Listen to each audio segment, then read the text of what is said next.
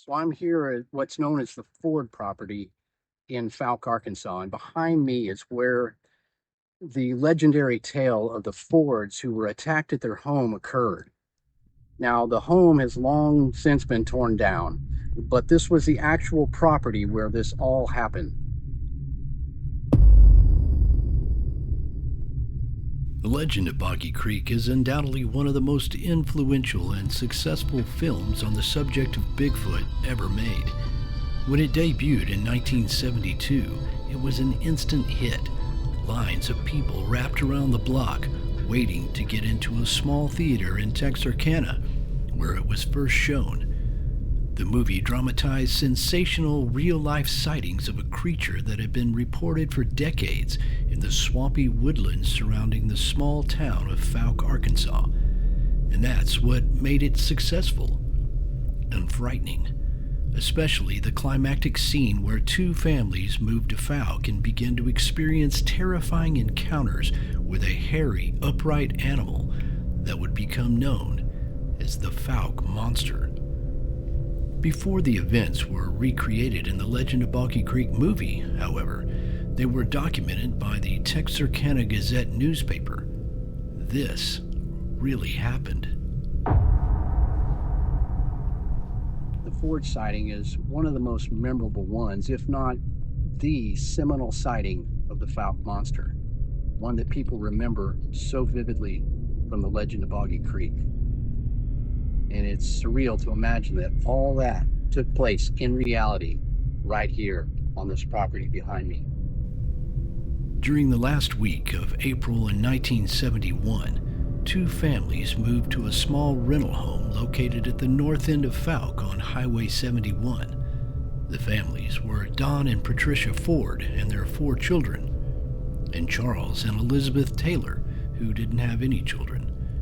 The men had come to the area for work and were eager to settle into their new home, but their experience there would be far from settling. On the night of April 28, 1971, the families heard something moving around outside the home. They could hear the sound of its footsteps creaking on the covered porch of the old frame house. This is the actual house where the events occurred. The Fords and Taylors were not sure who or what was fooling around the house, as they put it, but it was enough to send them fleeing to the closest neighbor's home with all the children in tow. After they calmed down, the couples returned to the home. 2 days later, on Friday, May 1st, things would only get worse. On Friday night, Bobby Ford, Don's younger brother, came to visit. He brought along a friend, Corky. Well, they were here because they heard the fishing was good. They went down to a creek located nearby to do some fishing, but they decided it was really spooky down there, and to make matters worse, they found a strange, human-like footprint, yet it only had 3 toes. The creepy-looking track, along with the rather ominous atmosphere of the woods, made Bobby and Corky so nervous they abandoned the idea of fishing and headed straight back to the house.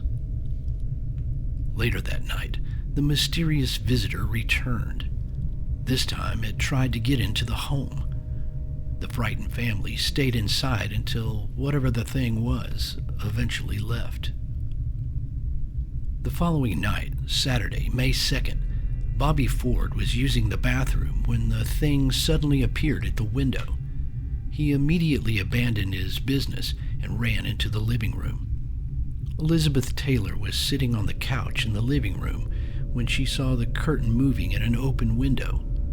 Suddenly, a hairy hand came through the window.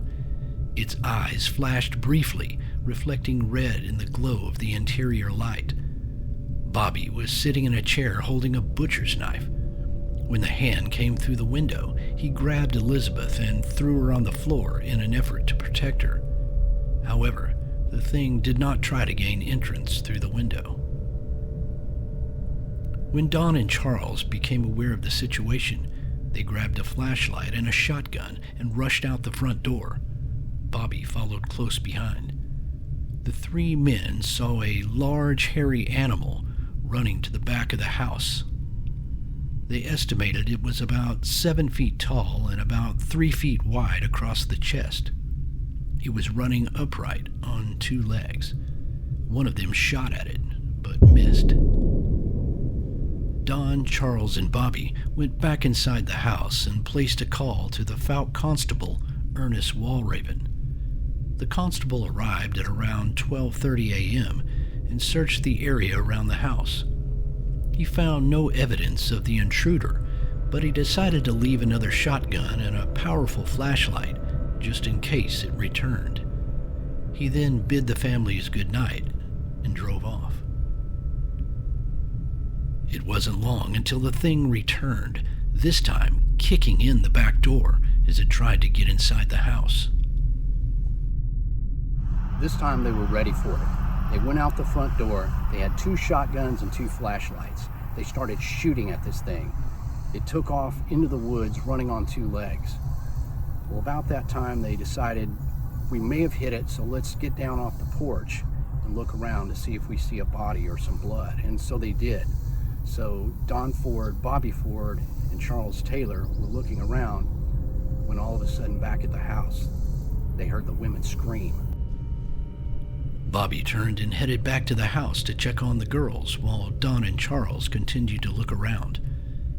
As Bobby was climbing the steps up to the elevated porch of the home, something leaped from the shadows and grabbed him. Bobby said it had red eyes and was breathing hard. He fought with it for several intense moments before he managed to escape and crashed through the screen door of the house. When Don and Charles heard Bobby shouting, they turned and ran towards the porch. By the time they got there, however, the red-eyed creature had disappeared into the woods again, and Bobby was already in the house. Bobby was in total shock, as Patricia put it, out of his head. He was also scratched up from the attack. The Fords put Bobby into the car and headed for Constable Walraven's house, who, in turn, sent them straight to the hospital in Texarkana. Then he returned to the Ford house and remained there until about 5 a.m. He saw no sign of the creature. Bobby was so shaken up, he was scratched up, that they had to take him to the Texarkana hospital, where they go in the ER and they have to explain to the doctor that he was attacked by a big hairy monster in Fouke. At the hospital, Bobby was treated for injuries and tested for the presence of alcohol in his blood. The doctors determined Bobby had not been drinking. After sunrise, more Miller County police officials arrived at the Ford house, including then-Deputy H.L. Phillips. During the investigation, the lawmen found pieces of metal around the bottom of the house that had been ripped away. They also noted window damage and scratches on the front porch. In the soil around the house, they discovered curious tracks, which may have been left by the creature. Whatever it was, appeared to only have 3 toes. Reporters also showed up at the scene, including Dave Hall, news director for Texarkana's KTFS radio station, and Jim Powell, a journalist at the Texarkana Gazette newspaper. When they arrived, they found the Fords in a state of frenzy. They were packing all of their belongings into a U-Haul in a hurry. The Ford house was slowly becoming the scene of a mob as onlookers were beginning to gather and even taking it upon themselves to join the search for the so-called monster. However, they quickly trampled any potential track evidence. The authorities theorized the intruder might have been a panther, while some thought it might have been an old horse that had been seen in the area. Others suggested it was locals or even police officials perpetrating a hoax in an attempt to get the families to leave Fouke. They were outsiders. Deputy H.L. Phillips, who later became sheriff, dismissed the rumor as unfounded. I spoke to him at length about this case. But whatever it was, it had traumatized the Fords and Taylors enough that they promptly moved from the home and never returned to Fouke. The incidents that occurred at the Ford house were the first to be covered by the Texarkana Gazette newspaper in an article dated May 3, 1971. Though sightings of a similarly described creature had occurred in the area prior to this time, it was this article that signaled the beginning of the Fouke monster's media exposure and went on to inspire a would-be filmmaker to make a film based on the events. Though I can't divulge the exact location to protect privacy, this is the actual property where the Ford house once stood so long ago. A place where good families in Fouke have resided for many generations. Yet it's a place that still whispers with a monstrous mystery. An unlikely home to a legend, one that will forever endure in the boggy backwoods of southwest Arkansas.